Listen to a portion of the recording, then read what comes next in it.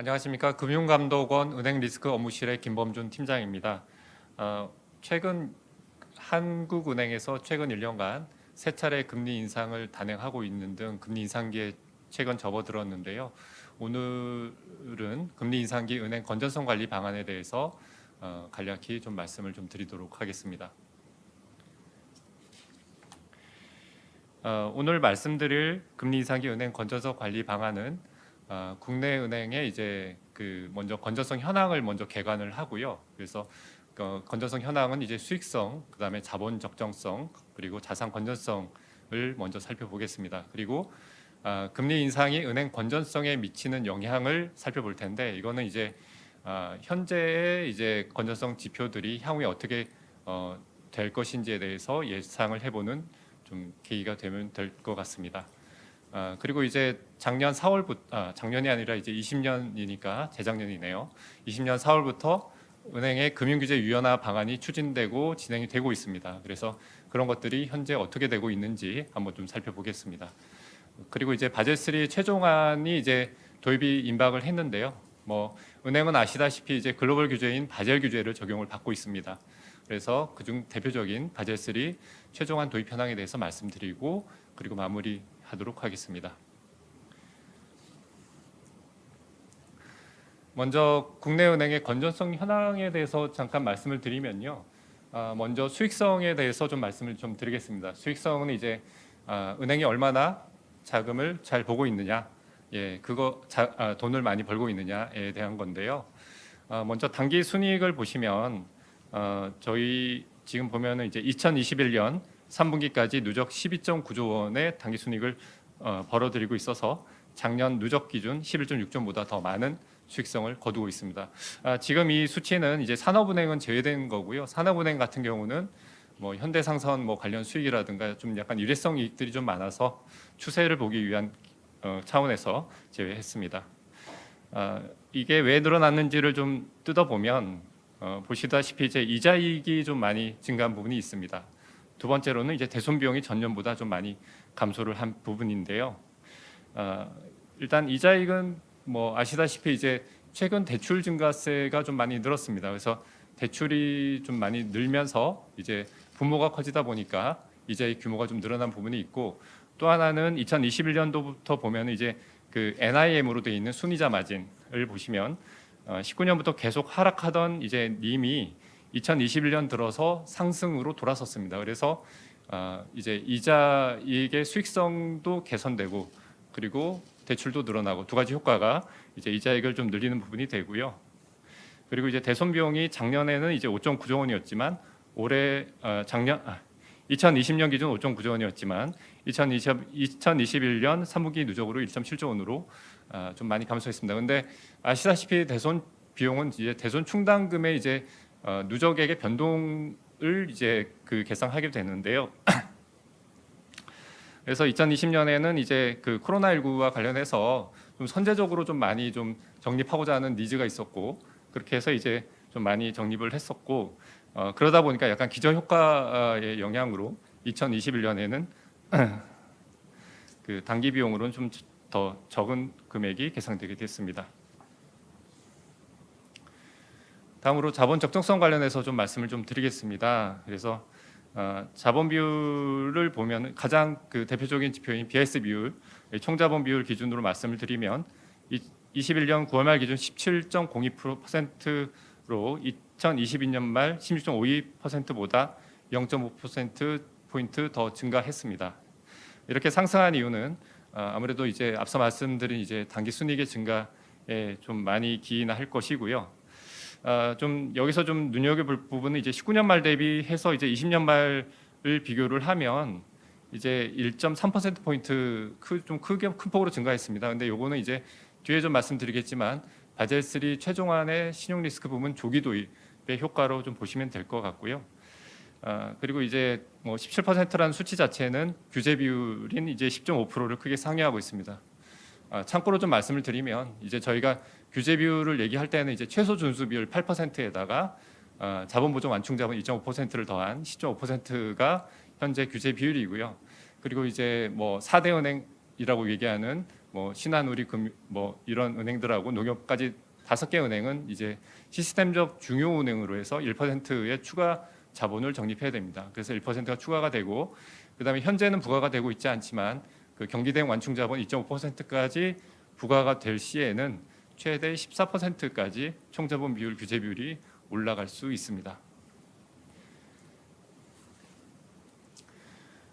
자, 그리고 이제 자산 건전성에 대해서 말씀을 드릴 텐데 그 자산 건전성을 나타내는 주요 지표가 이제 부실채권 비율과 충당금 적립률 그리고 연체율이 있습니다.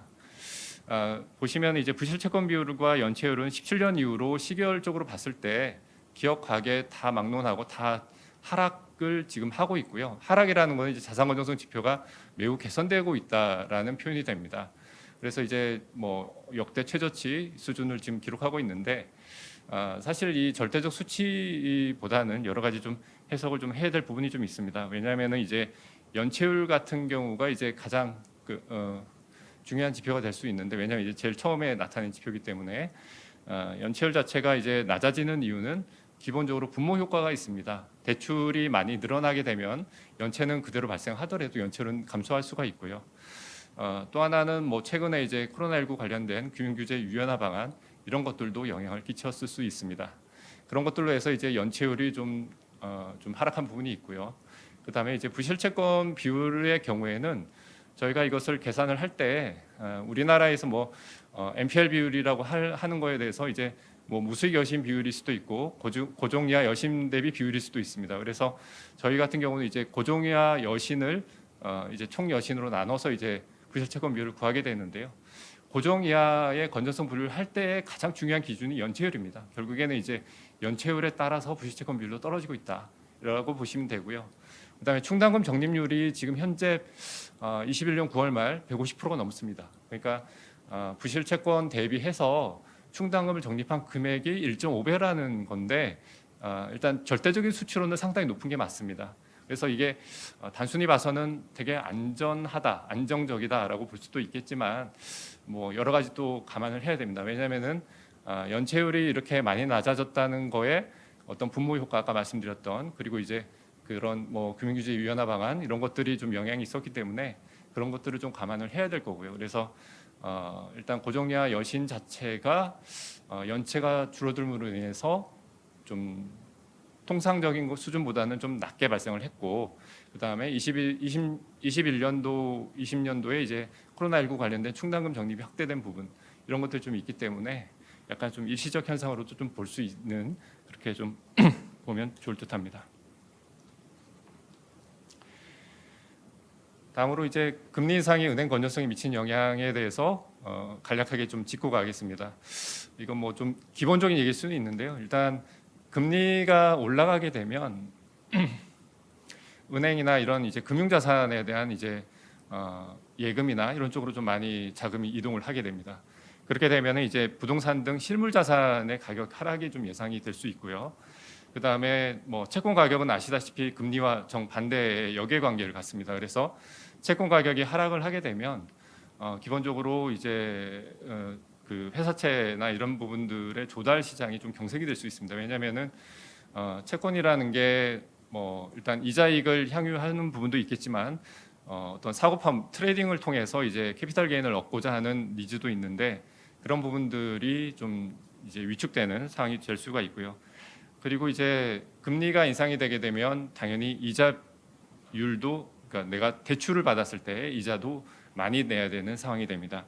그렇게 되면은 이제 가계 입장에서는 이자를 더 많이 내야 되고 그 다음에 내가 가진 집의 가격이 떨어질 수 있으면 결국에는 이제 담보가치 하락이 되고 그러면 이게 결과적으로는 이제 채무상환 능력 저하가 되는 것이고 그럴 경우에 이제 가계대출 부실이 좀 더 늘어날 수가 있겠습니다. 반대편에 이제 기업에서도 이제 뭐 마찬가지로 이자 비용이 늘고 이러면서 기업 대출 부실 가능성이 높아지고요. 이런 쪽에서 이제 영향이 있으면은 은행으로 와서는 이제 부실 채권이 증가하는 이제 에셋 퀄리티가 좀 나빠질 수 있는 상황이 먼저 발생을 하게 되고 그거에 따라서 대손 비용이 증가하는 어닝에서도 마이너스 효과가 발생을 합니다.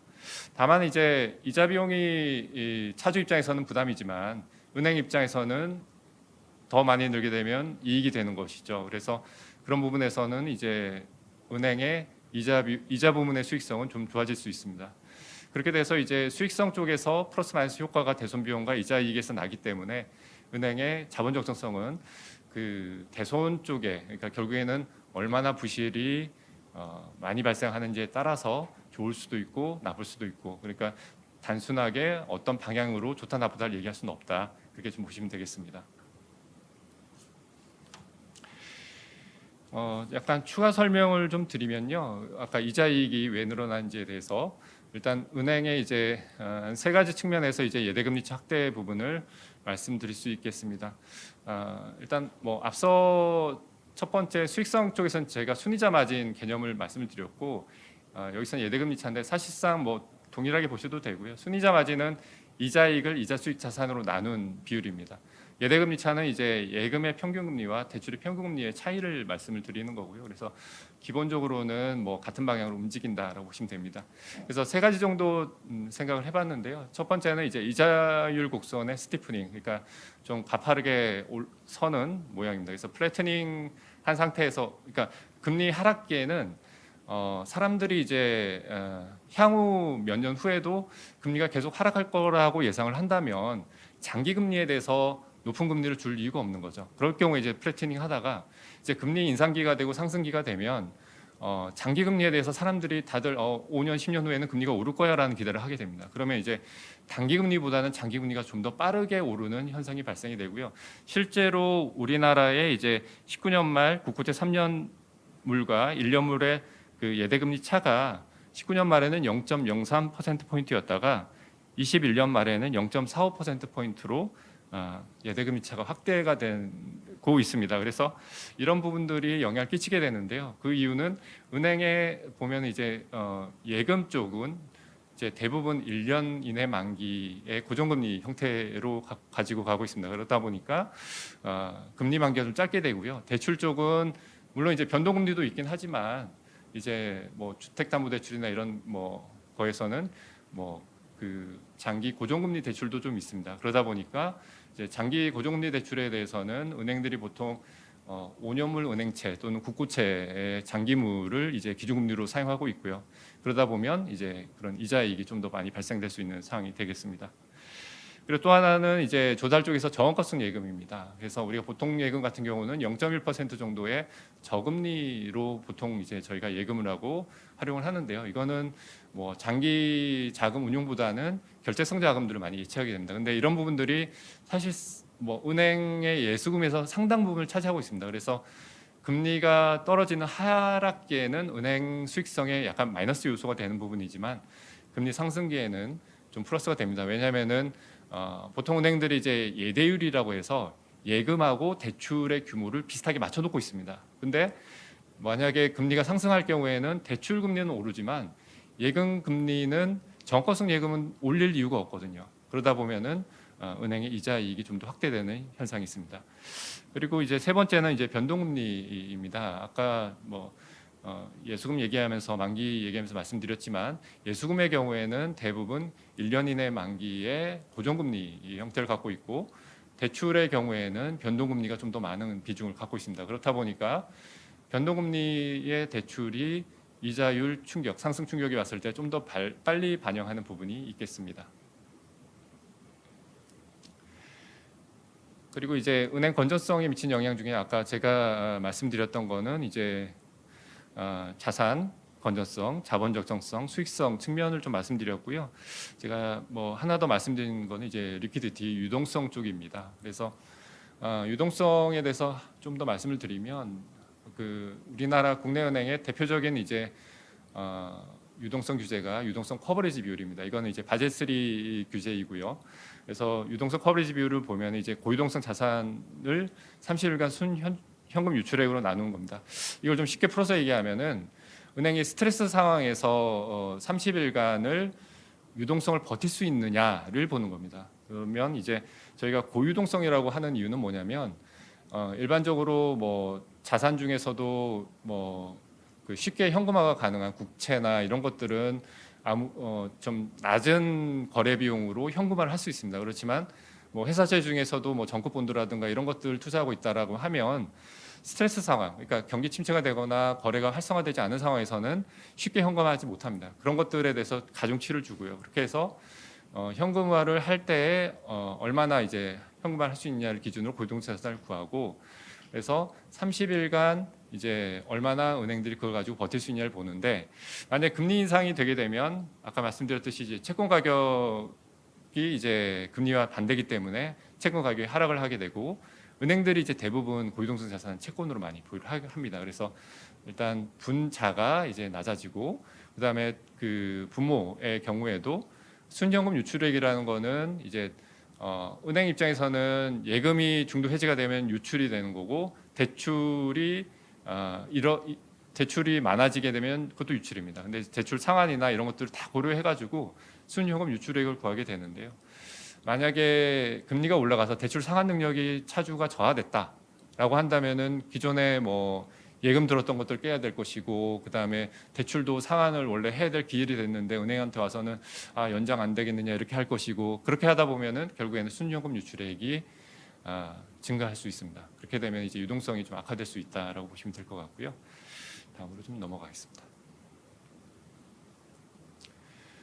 다음으로는 이제 저희 20년 4월부터 저희가 추진하고 있는 금융규제 유연화 방안에 대해서 잠깐 말씀을 드릴 텐데요. 요거는 이제 기본적으로 저희가 뭐 4가지 원칙을 가지고 시행을 했었습니다. 그래서 필요한 규제 수준에 한해 필요한 수준으로, 그리고 한시적 유예를 적용하고 원상 회복에 충분한 유예 기간을 부여하는, 그리고 시행 가능한 조치부터 선추진하고 현장화를 적극 해소하겠다라는 원칙을 갖고 시행을 하고 있고, 여기서 좀 눈여겨볼 것은 이제 이게 시행이 된 지 거의 이제 2년이 다 돼갑니다. 그리고 코로나19도 이제 뭐 아직 불확실성은 있지만 좀 터널의 끝이 좀 보이는 상황이고, 이런 것들을 감안했을 때 이 한시성 이 원칙을 좀 유념해서 좀 보아야 될 시기가 이제는 아닐까, 그게 좀 생각이 됩니다.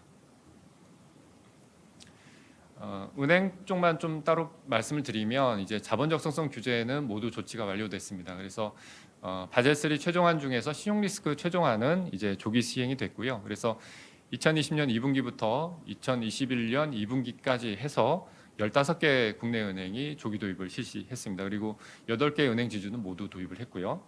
그다음에 이제 DSIB, 그러니까 도메스틱 뭐 이제 시스템적 중요 은행인데, 여기서는 저희가 기존에는 만약에 DSIB으로 선정이 되면 그 DSIB에 속한 모든 은행이 다 DSIB으로 지정을 했었습니다. 근데 저희가 그러다 보니까 그 신한지주의 자회사였던 제주은행도 포함이 됐었고요.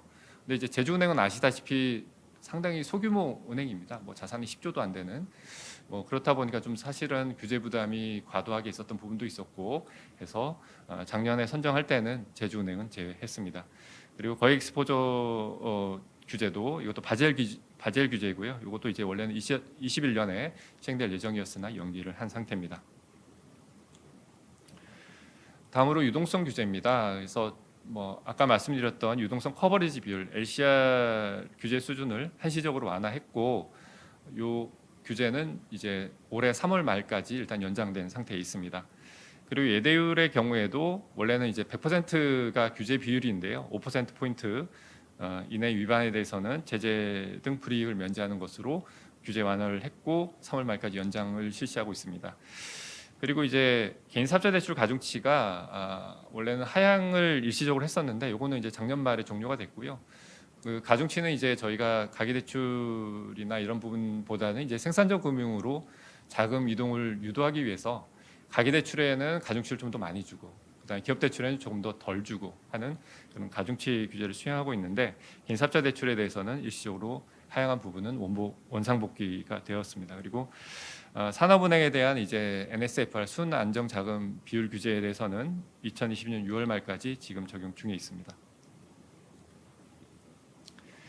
그리고 이제 다음은 이제 은행권에 뭐 꼭 해당되는 부분은 아니고 전 금융권의 상한유예 제도가 중소기업 소상공인에 대한 부분은 2022년 3월 말까지 연장 적용 중이고요.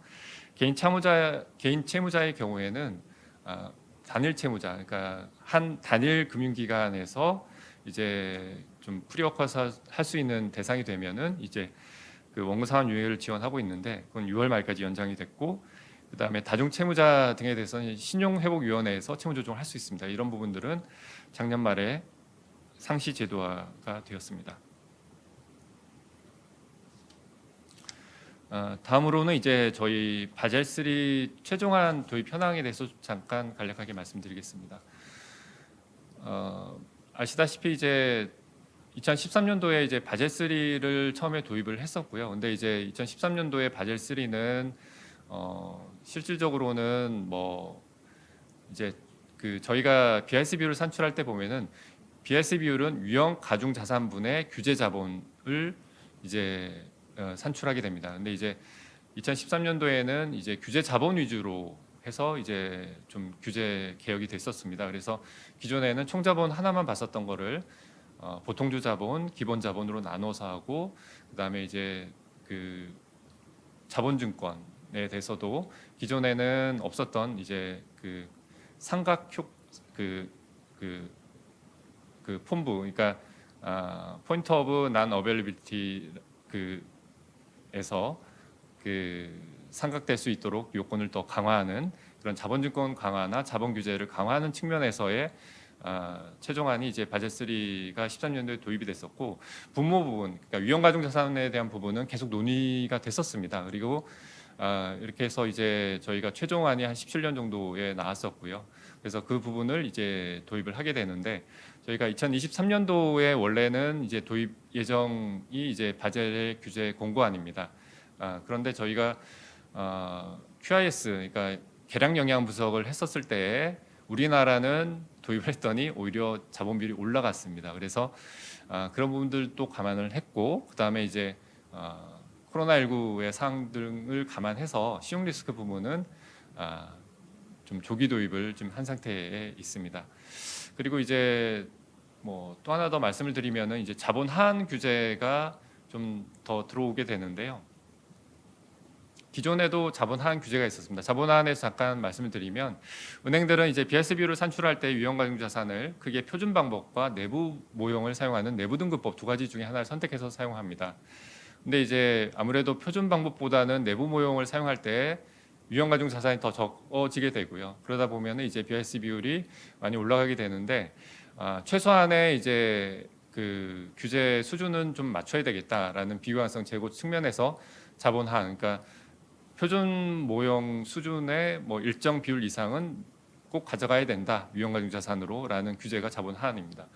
근데 이제 바젤 2가 처음 도입됐었을 때에는 바젤 1에서 바젤 2로 이행을 하다 보니까 그때는 이제 개념을 그냥 그 내부 모형 도입 직전에 사용하고 있던 방법의 80% 수준을 한으로 뒀습니다. 근데 그러다 보니까 이게 바젤 2를 도입하자마자 도입했던 은행들은 바젤 1 기준이 이제 자본 한의 산출 대상이 되고, 바젤 2가 도입된 이후에 내부 모형을 쓰게 된 은행들은 바젤 2 표준 방법이 이제 자본 한 개선 방법이 됩니다. 그런 식으로 이제 은행 간에 좀 차등화가 많이 됐었고요.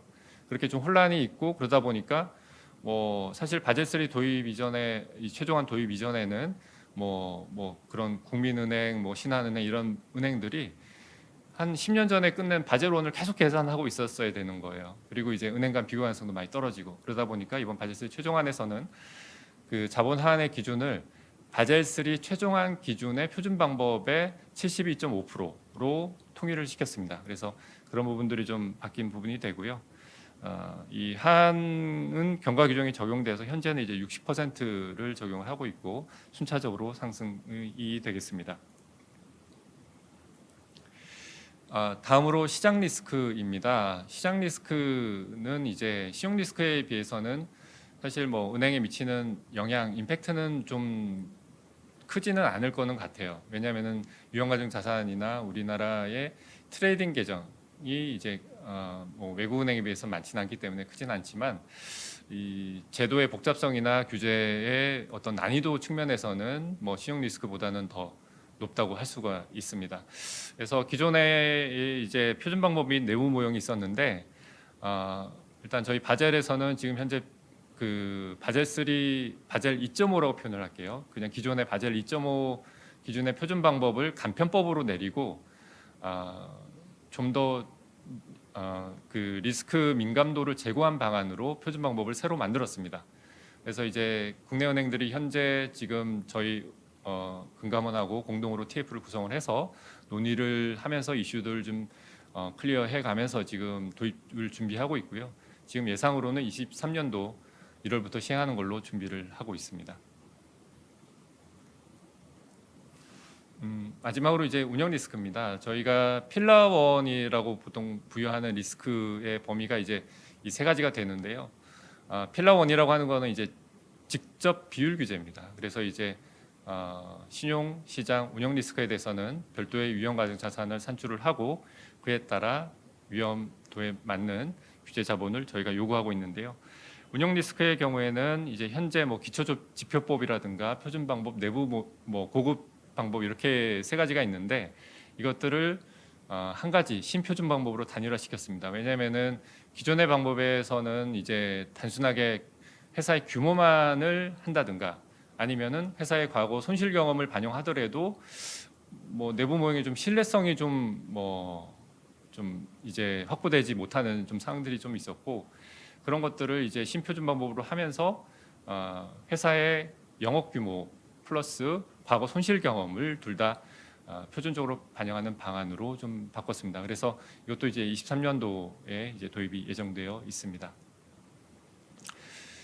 참고로 좀 말씀을 드리면 그 EU 집행부에서는 이제 그 똑같이 이제 바젤 3 규제를 이제 바젤 공고안에 따라서 23년도부터 이제 도입을 해야 되나 2025년까지 도입으로 2년 정도 미뤘습니다. 근데 약간 저희랑 좀 상황은 다른 게 EU 같은 경우는 이제 이거 도입할 경우에 바젤 BS 비율이 좀 많이 하락하는 걸로 그렇게 아마 좀 보여집니다. 근데 저희는 좀 아무래도 신용 리스크나 이런 부분들에 대해서는 조기 도입하면서 오히려 BS 비율이 좀 올라간 부분이 있어서 저희랑은 좀 다른 측면이 있지 않나 그렇게 좀 생각이 됩니다. 마지막으로 이제 저희 좀 당부사항을 좀 말씀을 드리겠는데요. 일단 코로나19 규제가 이제 단기적으로 종료가 될 것입니다. 그리고 금리 상승이 또 좀 뭐 한국은행도 계속 그렇게 얘기하고 있고 그다음에 미국의 연준도 또 그렇게 얘기하고 있기 때문에 금리 인상기가 좀 당분간 좀 지속될 것이고요. 그다음에 저희 아무래도 저금리 기조나 뭐 이런 부분들에 의해서 이루어졌던 대출 증가세가 아무래도 좀 둔화되지 않을까 좀 예상이 됩니다.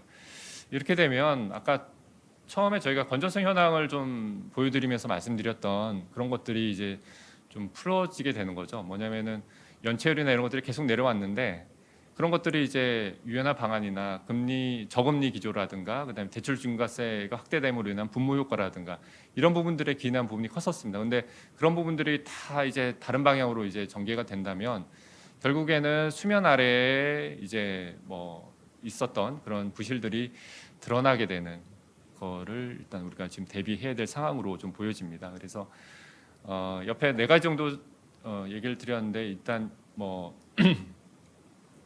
첫 번째는 이제 단계적인 유동성 확충입니다. 뭐냐면은 이제 아무래도 그 유동성 규제의 경우에는 사실은 채권을 보유한다는 게 은행은 약간 수익성을 좀 훼손하는 거거든요. 그래서 그런 부분들 때문에 좀 막판에 하려는 경향이 있는데 모든 은행이 똑같이 움직이면 좀 시장에 충격도 있을 수가 있고 그런 부분들 좀 감안을 해야 될 것 같습니다. 그리고 이제 내부등급법 적용 은행의 경우에는 PD, LGD, EAD 같은 이제 그 리스크 요소들을 과거의 실측치를 이제 분석을 해서 이제 뭐 추정치를 좀 구하게 되는데요. 과거의 실측치나 이런 부분들이 아무래도 여러 가지 이런 잠재적인 리스크 요인 때문에 좀 과소하게 측정될 위험이 있습니다. 그래서 그런 부분들을 좀 반영을 해야 될 것이고 그 다음에 이제 충당금도 보면 이제 물론 IFRS 9에서 미래 전망 정보를 반영하게끔은 되어 있지만 그 미래 전망 정보를 얼마나 충실히 반영할 수 있느냐도 중요한 요소가 되겠습니다. 그리고 이제 스트레스 테스트도 충분히 보수적인 시나리오로 해서 내부 자본 형성성 등 이제 내부 경영 활동에 반영할 필요가 있습니다. 그리고 참고로 이제 주석으로 위에 써 있는 거는 이제 유럽은행 감독청 EBA에서 좀 비슷한 좀 우려를 나타낸 페이퍼를 이제 발간한 적이 있습니다. 그래서 그 부분은 좀 참고로 하시면 될 것 같고요. 마지막으로는 뭐 앞서 말씀드렸던 은행은 이제 바젤 3를 비롯한 글로벌 규제의 직접적인 규제 대상입니다. 그래서 바젤3 최종안 도입에 충실해야 될 것이고, 그리고 저희가 유동성 규제 중에 아직 도입이 안 된 게 있습니다. 뭐 일중 유동성 모니터링 제도라든가 은행 지주에 대한 유동성 규제 등이 아직 도입이 안 됐는데 이것들도 순차적으로 도입될 예정이니까 준비를 해야 될 것입니다. 그리고 가계부문에 대한 경기대 완충 자본 같은 거시기 안정성 규제 제도도 도입될 예정이니 참고해 주시면 되겠습니다. 이상으로 좀 말씀 마치겠습니다. 감사합니다.